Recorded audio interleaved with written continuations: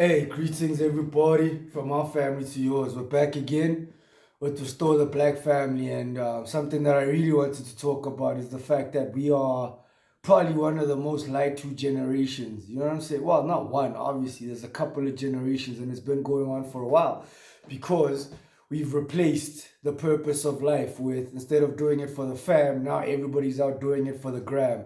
And how much joy is that bringing us? How much peace, progress and prosperity is that bringing us?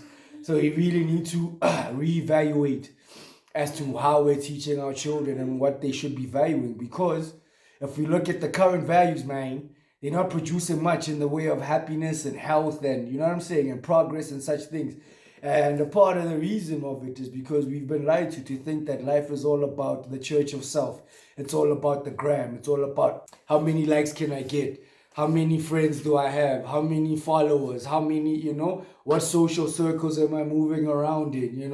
What's my job title? What's my status? And all of these things are great, but we should never lose track of the main purpose, because every other creature on this earth understands that its only purpose is to reproduce itself. The way you say yes to life, the way you say yes to God having made you, is by making more of you. That's how you prove your faith to God, or to God, you know what? When you made me, you did the right thing. So here's what I'm going to do. I'm going to make more of me and make sure that they live within your light or under your guidelines, but not to get too preachy. The point is, when you replace family, God, country with things like self, the latest social justice movement, what you get is the nyaga nyaga that we have going on right now. And that's why we always resort to or revert back to Bataumba Ata. Because if your whole purpose is like every other organism, you're just trying to replicate and duplicate and multiply yourself, then you have the purpose of life, which is why you can have people that have no Facebook, no social media, no nothing, right? No status. They're the poorest of the poor. But because they have their family, guess what? They're happy. You know why? Because they have a purpose. They understand that when I get up as the father of this house, even if I'm going to work a minimum wage job, right? When I get up as the mother of this house, even if Ridulam Kuku, I'm going to make it the most comfortable home, the most nurturing home, the home that's going to be the best suited for my children to learn and grow and become their best selves. And Linda, as the father, I'm willing to do whatever it takes to make sure that my kids come out better than me. When you have that as a purpose, man, you can live in the worst conditions and you still be alright. And that's why I know that it's a global agenda to get us off of family, to get us off of God, to get us off of country. Because when you just think of yourself as an individual, you're just person X from country X. Your gender is X. Your age is X. Everything is just, oh, you're a nobody. And that's no disrespect to anybody. But that's the whole point, is they're trying to separate you from all the things that make you human and therefore give you a purpose in your life, that gives you a direction in your life. So we need to combat that, because the results speak for themselves. Ever since women were taught to be selfish, ever since men were taught to be selfish, you see the disaster that we're having. And we must be serious. Like I said in the last conversation, that we need to start having adult conversations. And as an adult, you realize that it's no longer just about you. You came from something, and something must come from you. And unless you are involved in that process of overlooking what's going to come from you, then how do we take you seriously as an adult? Because it means, or I believe it's called arrested development, where you are somewhere stuck, like in high school, where you're still thinking about, hey, I need all the girls to be looking at me. I need to have the flyest, fanciest, flashiest stuff so the other guys can look at me and be like, damn. To a point where we glorify hating in our culture. Yeah, they just a hater. I remember Ken Williams even said something about, if you don't have haters, you're doing something wrong. And it's so this is what we're going to base our culture on. This is going to be our currency, as how many people are looking at us as opposed to how many people are actually going to remember us. You know what I'm saying? Because, hey, bruh, your job, you quit today, they'll have forgotten you tomorrow. You know what I'm saying? All your social media friends, your clout, all your followers, you die today, they'll be at the funeral. But straight after that, bruh, after tears, we've forgotten about you, except though your children, your wife, you know what I'm saying? The people that you have intentionally made a part of your life. Those people are the ones that are actually going to be there, not only when you die, but even afterwards. They're going to keep your memory alive. So this whole idea of individualism It's very dangerous because it moves us away from the truth of life. I'm here because of my father, who was here because of his father, who was here because of his father. So all of us have to humble ourselves and understand that we come from something, and something must come from us. Otherwise, we're falling into the anti-natalist agenda, which seeks to just turn everybody into an individual, a faceless, countryless, familyless individual who only cares about their social credit and their social status. And now when you think about it, right, if I have a family name, if I have children, if I have a wife that I need to look after, how easy is it going to be to convince me to just go with the trend? Not so easy, because there are consequences to my actions and my decisions. There are people that are directly relying on me to make the right decisions. But when I have none of that, or I don't feel specifically attached to that, then I can just go with any trend. So you can even convince me of things that work against my own personal interests, like the whole LGBTQ trans what don't, right? So now you've successfully convinced a generation of kids to be their own biological dead end, to basically commit genetic suicide. And somehow we have to contend with these people as serious people in society. I think not, bruh. Let's get back to the basics. Let's remember the purpose of this life, bruh. And remember that ultimately we're just creatures on this earth. Like, none of us decided to be here, but we're here now, and now we must just follow the way of nature, which is reproduce, multiply, and make sure that all of your multiplications are multiplying and multipliable. Because this is something that I tell my son, or if you're born anytime, I suppose, in the 2000s, well, he was born in the 2010s even, or if you're born in the 2010s, which is like right now, we're in one of the richest times in the world, which sometimes it doesn't feel like it.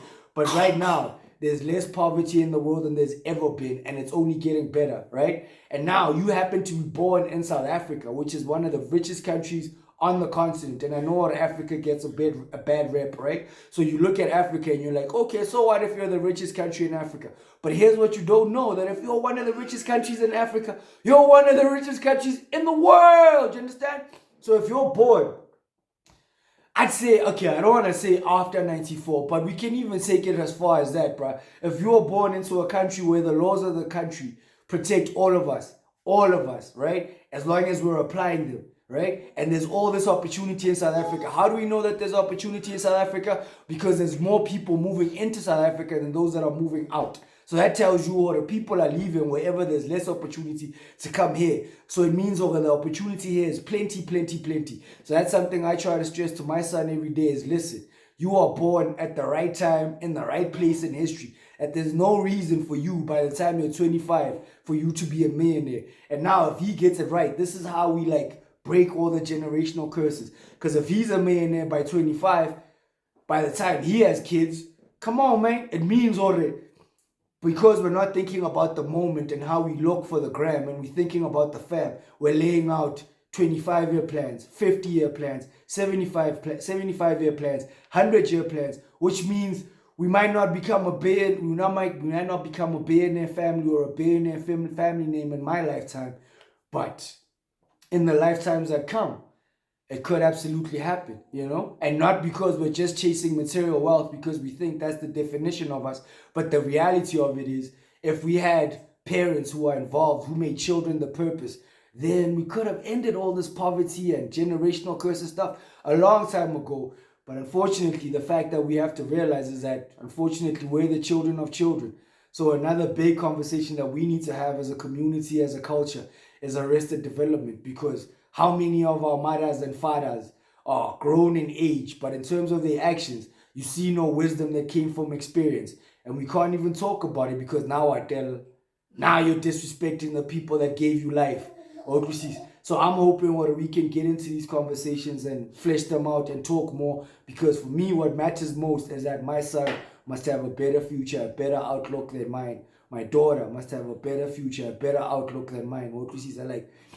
There's no reason that we're not raising our sons to be leaders, because ultimately, if you want your name to continue, you have to be growing up as a man thinking about when you will be leading a family, which means there are principles and there are character-specific details that have to be there. You know what I'm saying? You have to be an honorable man. You have to be a man of your word. You have to be a man that can plan something and see it through, because otherwise your name ends with you. And yet, nobody's telling our sons that. Nobody's telling our daughters that your future, your best bet is to be an honorable woman.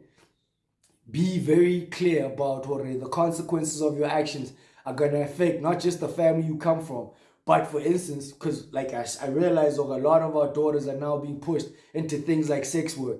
And the internet is forever, bro. So now your daughter decides at 18, oh, she's just going to do this for a little while. It's not going to be no little while, homie. That 1 year of OnlyFans becomes like what, 10, 50, 60 years of your children having to be ashamed because this is what their mother did. So I'm saying let's return to basics. Let's remember what the purpose of this life is. And the purpose for me in this life, my eternal philosophy, is that Bataumba art. And the only way I see Bataumba art is if we raise sons to be leaders and we raise daughters to be honorable women that understand or their consequences affect others. And the highest or the biggest credit that you're going to have in life as a woman is to be the grandmother of many, many children who all revere you and love you and respect you and can't wait to tell others about how awesome their mother is or their grandmother is. And as a father, your highest goal or your highest prestige is to say, oh, in my lifetime, I led my family name to a better life,